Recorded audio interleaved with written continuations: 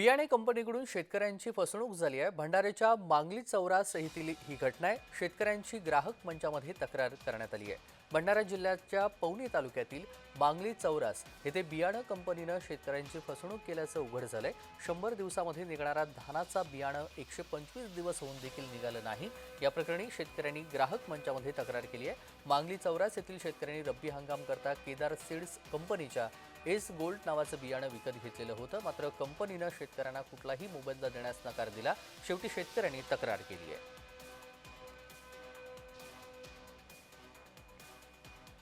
माझी पण अशाच प्रकारची फसवणूक झालेली आहे।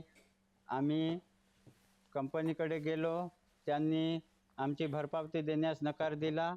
तुमच्याच्याने जे बनते ते करून घ्या असं सांगितलं। तरी आम्ही ग्राहक मंचापर्यंत गेलो, तिथं तक्रार केली आणि पुढची फसल बी आमची खरीप फसल होणे मुश्किल आहे।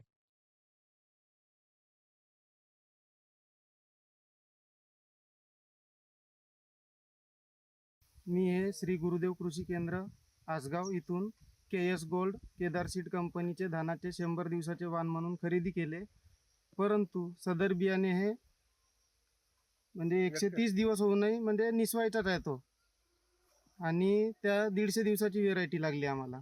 तर सदर म्हणजे आमची पुढील पिकाची सुद्धा याच्यात नुकसान आहे। समोरील पावसाळी हंगाम म्हणजे उन्हाळ्यापर्यंत समोरचे दोन्ही पीक म्हणजे लेटच चालणार आमचे खरीप या एका म्हणजे पिकाच्या नुकसानीमुळे।